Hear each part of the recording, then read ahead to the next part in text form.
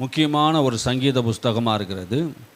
இது கர்த்தருடைய கட்டளைகளை போதிக்கிற புஸ்தகம். கட்டளைகள், பிரமாணங்கள், வேதத்தை குறித்து நிறைய வார்த்தைகளை, வேத மகத்துவத்தை குறித்து நிறைய வார்த்தைகளை எழுதியிருக்கிறாங்க. இது ஒரு வேத வல்லுனர் தான் எழுத முடியும். அப்படி தான் அவங்க என்ன பண்ணிக்கிறாங்க, இதை எழுதினவர்கள் அப்படியேப்பட்ட தேவனோடு கூட இருந்து சத்தியத்தை ஆராய்ந்து நிதானித்து பார்த்தவர்கள். அவர்களுடைய வேதத்தை குறித்து, அதோடைய மகிமை குறித்து நிறைய வசனங்களை எழுதியிருக்கிறார்கள். ஆமென், அல்லேலூயா. இந்த வேத பகுதி தான் 119வது சங்கீதம். இந்த வேத பகுதி தான் நிறைய வசனம் உள்ள வேத பகுதி. வேதத்திலே அதிகாரம், நீ பெரிய அதிகாரமாக கொண்ட ஒரு வேத பகுதி இந்த 119வது சங்கீதம். கர்த்தருடைய வேதத்தின்படி நடக்கிறவர் உத்தம மார்க்கத்தார் பாக்கியவான்கள். கர்த்தருடைய வேதத்தின்படி நடக்கிற உத்தம மார்க்கத்தார்கள். நாம் எப்படியாப்பட்ட மார்க்கத்தார்கள்? உத்தம மார்க்கத்தார்கள். வேதத்தின்படி நடக்கிறவர்களை யார்? எந்த மார்க்கத்தார்கள்? உத்தம மார்க்கத்தார்கள். ஆமென் சொல்லுங்கள். வேதத்தில் படி நடக்கிறவர்கள் உத்தம மார்க்கத்தார்கள். ஆமென், அல்லேலூயா. இதை நீங்கள் யோசிச்சு மறுபடியும் வீட்டில் போய் நீங்கள் யோசிச்சு பாருங்கள். வேதத்தின்படி ஒரு மனுஷன் நடக்கிறான்னா அவன் பேர் என்னது? உத்தம மார்க்கம். நம்ம எந்த மார்க்கத்தை பின்பற்றுகிறோம்? உத்தம மார்க்கம். அந்த உத்தம மார்க்கத்தை நம்ம பின்பற்றுகிறதுனால தான் நம்ம வேதத்தின்படி பின்பற்றுகிறவர்கள் தான் உத்தம மார்க்கத்தை பின்பற்ற முடியும். மற்றவங்களாம் வேறு மார்க்கத்தை பின்பற்றுறாங்க. எல்லாரும் இங்கே சொல்லி கொடுக்குற மாதிரி அங்கே சொல்கிறாங்க. ஆனால் அது உத்தம மார்க்கம் அல்ல. அங்கே நிறைய பொய் இருக்குது, புரட்டு இருக்குது, கட்டுக்கதைகள் இருக்குது. அது எதுவும் நிஜம் கிடையாது.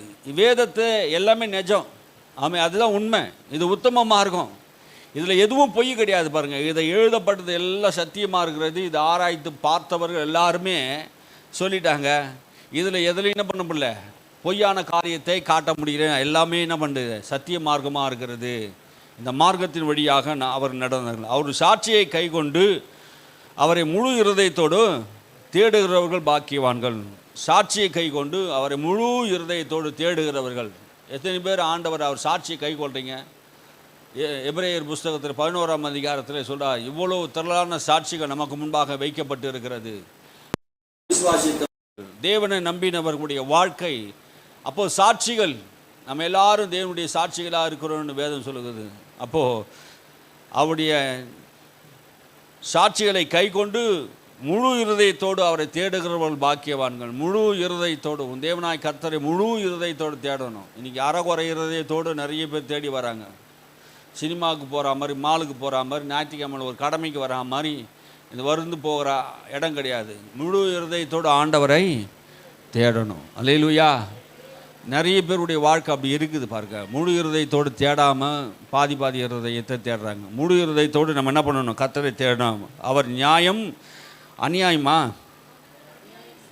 அநியாயம் செய்வதில்லை. அவருடைய வழிகள் அவருடைய வழியில் நடக்கிறார்கள். கர்த்தருடைய சாட்சிகளை பின்பற்றவர்கள் முழு இருதயத்தோடு கர்த்தரை நம்புகிற மனுஷர்கள் எப்படி இருப்பாங்க? அவர்கள் அநியாயம் செய்ய மாட்டாங்க. இந்த உத்தம மார்க்கத்தின் வழியை நடக்கிறவன் அநியாயம் செய்ய மாட்டான். அவர் வழியில் நடக்கிறவன் பாக்கியவான். நீ அவர் வழியில் நடக்கும்போது பாக்கியவான்ங்க. உங்கள் வழியில் கர்த்தர் பார்க்குறாரு. உமது கட்டளையை நாங்கள் கருத்தாய் ஆராய்ந்து கொள்ளும்படி நீ கற்பித்தீர். கட்டளைகள், தேவன் சொன்ன அந்த கட்டளைகள், உன் தாயின் தகப்பனையும் அப்படின்னு வேதம் சொல்லுது. இன்னைக்கு தாய் என்ன பண்ணணும்? பிள்ளைகள் பெற்றோருக்கு கீழ்ப்படியணும், எஜமானுக்கு கீழ்ப்படியணும். அப்பெல்லாம் என்ன அர்த்தம்? உமது கட்டளைகள் நாங்கள் கருத்தாய் கை கொண்டோம். ஒரு சில வசனங்கள் தான் சொல்கிறோம். எப்போ வசனங்களை நாம் என்ன பண்ணணும்? கருத்தாய் வாசிக்கணும். அதை ஆண்டவர் என்ன பண்ணுவார்? கற்பிப்பார். உமது பிரமாணங்களை கை கொள்ளும்படி என் நடைகளை சிறப்பட்டால் நலமாக இருக்கும். உங்களுடைய பிரமாணங்களை நான் கை கொள்ளணும். கை கொள்ளும்படி என் நடைகளை சிறப்படுத்தால் நலமாக இருக்கும். அப்போ இந்த பிரமாணங்களை கை கொள்வது ரொம்ப கடினமான விஷயம். ஆனால் தேவன் என் நடைகளை சிறப்படுத்தி நலமான வழியிலே நடத்த வேண்டும் என்று வேண்டிக் கொள்வது போல பாடுறாரு. நான் நம்முடைய கற்பனைகளெல்லாம் கண்ணோக்கும் போது வெட்கப்படுவதில்லை. அப்போது கடவுளுடைய வார்த்தைகளை நான் கண்ணோக்கும் போது, அந்த வார்த்தையிலே இரவு பகலும் கவனமாக இருக்கும்போது ஒரு நாளும் நீங்கள் வெட்கப்பட மாட்டீங்க. வேதத்தை வாசிக்கிறவன், வேதத்தை நேசிக்கிறவன், அதை நம்புகிற மனிதன் ஒரு நாளும் வெட்கப்பட்டு போக மாட்டான். அல்லேலூயா. நான் உம்முடைய கற்பனையெல்லாம் கண்ணோக்கும் போது வெட்கப்படுவதில்லை. யாருமே வெட்கப்பட்டு போக மாட்டாங்க. யார் வெட்கப்பட்டு போவா? இந்த வேதத்தை வாசிக்காத வெட்கப்பட்டு போவான். ஏன்னா அவன் அறிவில்லாத எதையாவது செய்துடுவான். ஆமாம், அறிவு ஞானம் புத்தி வேதத்தில் இருக்குது. ஏன் வெட்கப்படுற மனுஷன்? நான் புத்தி இல்லாத செய்துட்டேனே, வேதத்தை படிச்சிருந்தா நல்ல காரியம் செய்திருப்பேன். நான் நிறைய அந்த சின்ன வயசில் வேதனைப்பட்டு இருக்கிறோம். ஆமாம், அதனால் நாங்கள் என்ன பண்ணணும்? வேதத்தை என்ன பண்ணணும்? கண் நோக்கி பார்க்கணும். உங்கள் சொந்த கண்ணில் உங்கள் வேதத்தை பார்க்கணும். உங்கள் சொந்த கண்ணில் வேதத்தை நீங்கள் பார்த்தா தான் நீங்கள் வெக்கப்பட்டு போக மாட்டீங்க. நீங்கள் நிறைய பேர் வெக்கப்பட்டு போகிறதுக்கு காரணம் நீங்கள் வேதத்தை வாசிக்காததுனால தான். என் ஜனங்க சங்காரமாகறாங்க. ஏன்னா எதுக்கு? அறிவு இல்லாமல் சங்காரம். என்ன? வேத அறிவு இல்லை, வேதத்தை குறித்து சரியான அறிவு இல்லை. நீங்கள் உங்கள் சொந்த கண்ணில் படிக்கணும், இரவும் பகலும் தியானிக்கணும். மோசேக்கிட்ட ஆண்டவர் சொன்னது கற்பனைப்படி செய்யினார். ஆபிரகாமுக்கு ஆண்டவர் நீங்கள் கற்பனைப்படி செய்யினார். யோசுவாவுக்கு மோசே எழுதி கொடுத்த நியாயப்பிரமாண சட்டத்தை இரவும் பகலும் வாசி தியானி. உன் வழியெல்லாம் வெற்றி வேணும்னா தியானம் பண்ணு, அப்போ உன் வழியெல்லாம் வாய்க்க பண்ணுவேன். கடவுள் வாய்க்க பண்ணுன்னு சொல்லலை.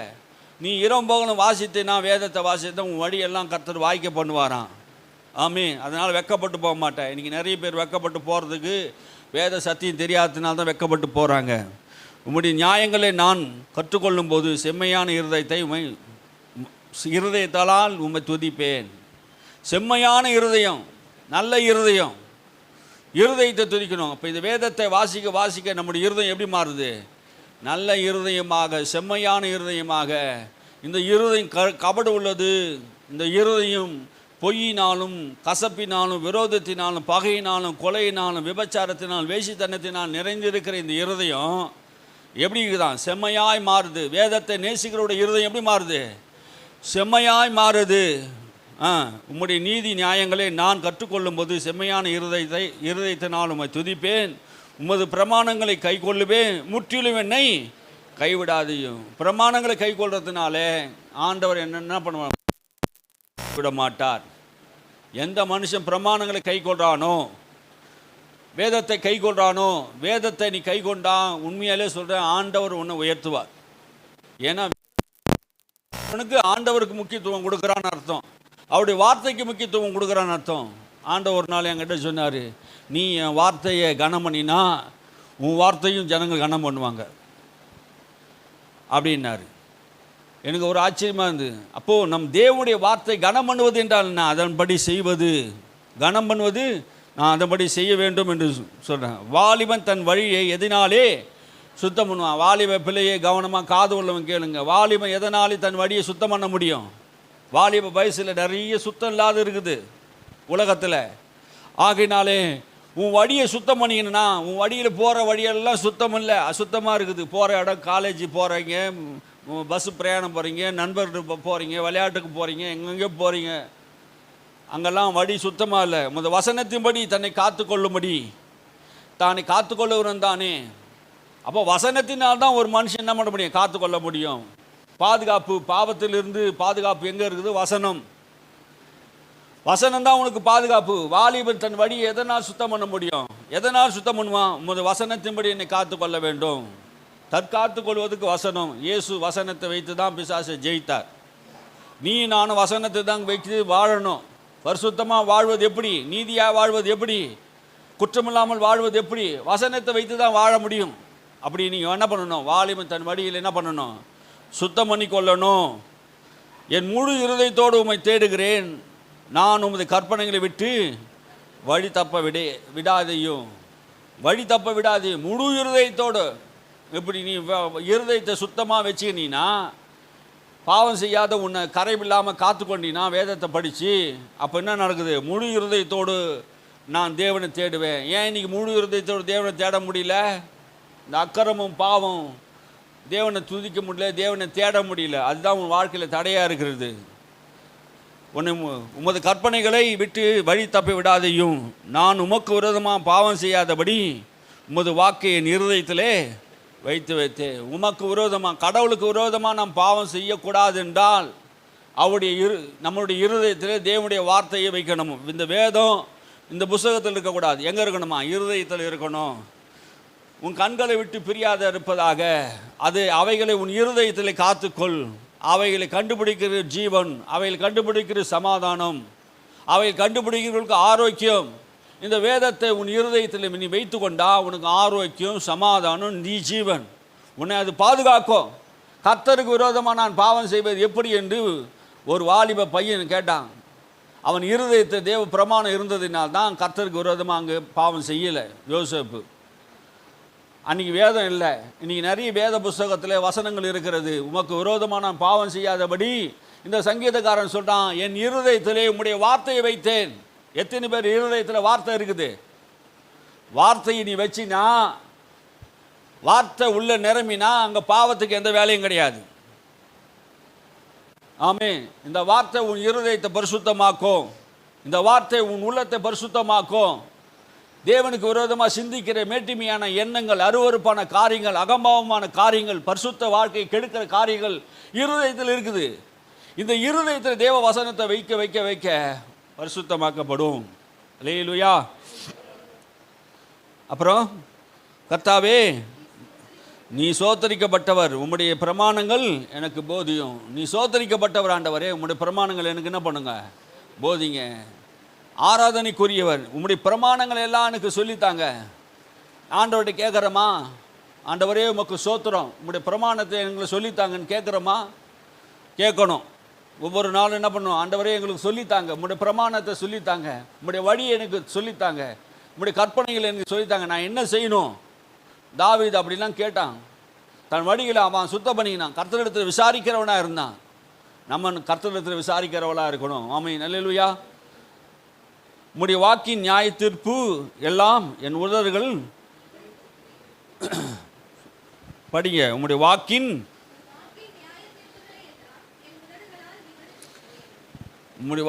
நியாய தீர்ப்புகள் எல்லாம் என் உதடுகள்லாம் விவரித்தேன். அப்படின்னா நான் உம்முடைய வசனங்களை, கர்த்தர் பேசின வசனங்களை என் வாயினாலே என்ன பண்ண? விவரித்து சொன்னேன். விவரித்து சொல்லணும்.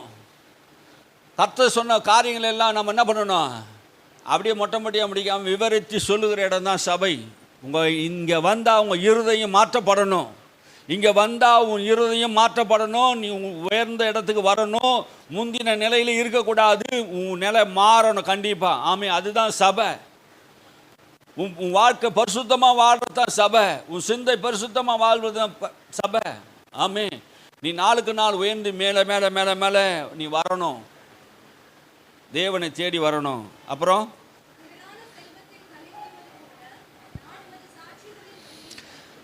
திரளான பணத்து மேலே களி கூறுவது போல. எவ்வளோ பணம் நம்மளுக்கு நிறைய வந்துச்சு எப்படி சந்தோஷம் இருக்கும்? சங்கீதக்காரன் சொல்கிறான், திரளான செல்வத்தின் மேலே என்ன பண்ணுமா? களி கூறுவது போல, மகிழ்ச்சியாக இருக்கிறது போல. பணம் நிறைய வந்துச்சுன்னா என்ன பண்ணும்? சந்தோஷம் அதிகமாக வந்துடும். அதுபோல் உமது சாட்சியின் வழியிலே களி கூறுகிறேன்.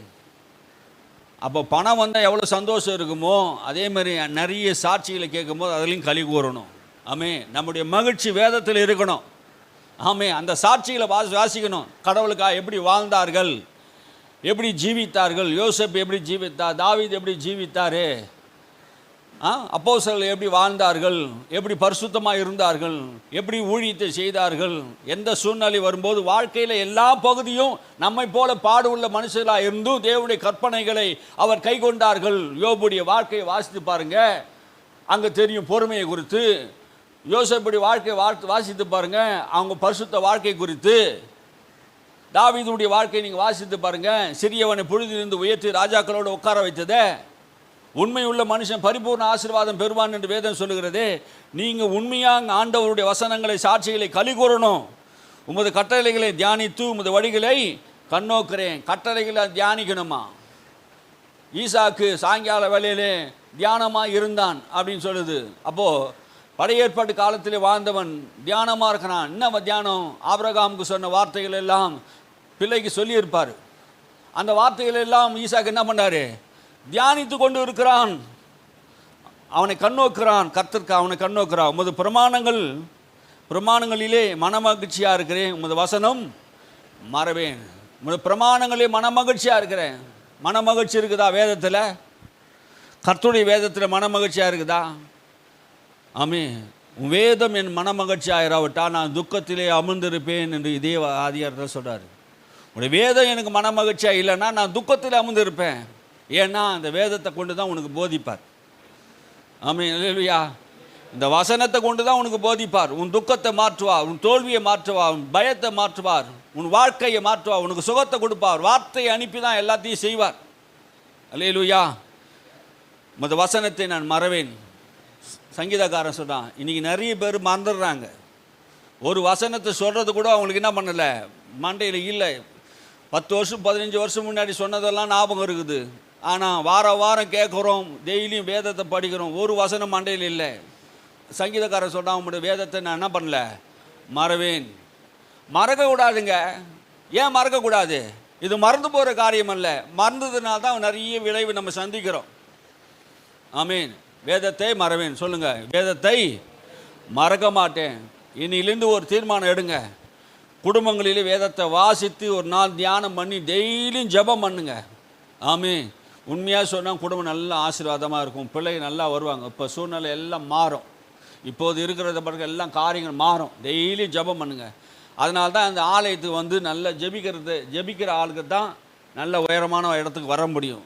ஜெபிக்கிறவன் படித்தவனோ படிக்கலையோ எந்த மனுஷனையும் மேன்மைப்படுத்த கனப்படுத்த அவரால் ஆகும்.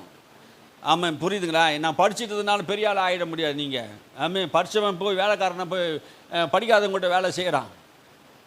அபிஷேகம், வல்லமை, ஞானம், கிருபை தேவன் தருகிறாரு. உயர்வு கர்த்தர் தருகிறாரு. உன்னை கீர்த்தியும் புகழ்ச்சியும் மாற்றுறது கர்த்தர் தான். வேதத்தை மறக்காத, அந்நிய காரியமாக எண்ணாத, வேத மகத்துவத்தை மறந்து வாழாத, சத்தியத்தின்படி வாழுங்க. கர்த்தர் உங்களை உயர்த்துவார், உங்களை ஆசீர்வதிப்பார். நான் உமது வேதத்தை மறவேன். நீங்கள் மறந்துடாதீங்க நான் சொன்னதை வீட்டில் போயிட்டு. ஆமீன். கர்த்தர் உங்களை ஆசீர்வதிப்பாராக.